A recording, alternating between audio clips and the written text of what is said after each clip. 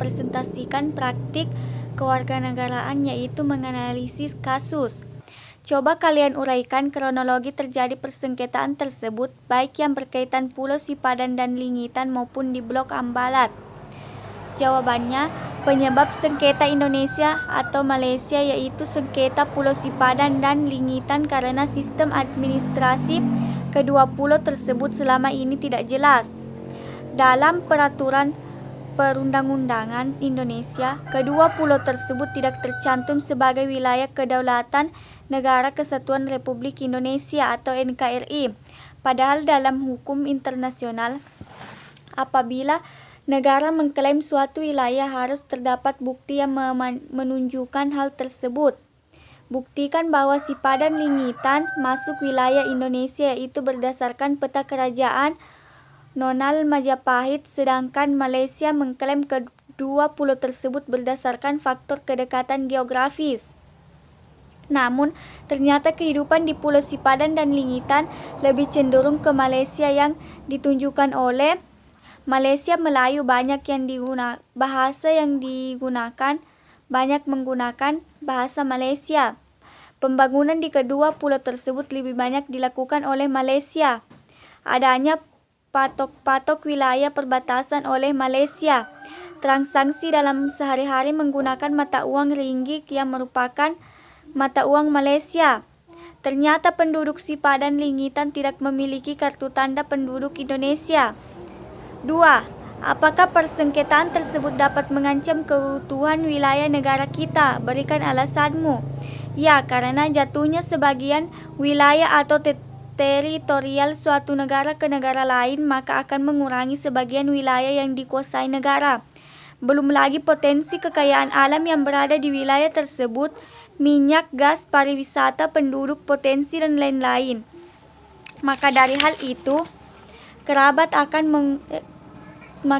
itu akan mengurangi pendapatan negara serta kualitas dan kuantitas penduduk. 3. Apa saja yang dilakukan pemerintah dalam menghadapi persengketaan tersebut dan bagaimana hasilnya? Ada banyak hal yang dilakukan oleh pemerintah Indonesia dalam menghadapi sengketanya dengan Malaysia mengenai Pulau Sipadan dan Lingitan. Hal-hal yang dilakukan Indonesia dan Malaysia dalam menyelesaikan sengketa Sipadan dan Lingitan. 1.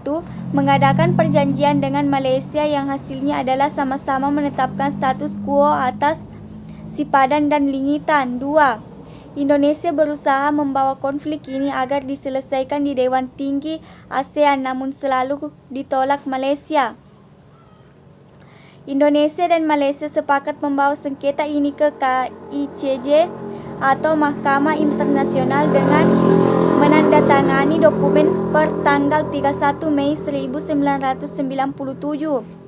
Adapun hasil dari ICJ adalah semua wilayah sukcesi di Inggris milik Malaysia.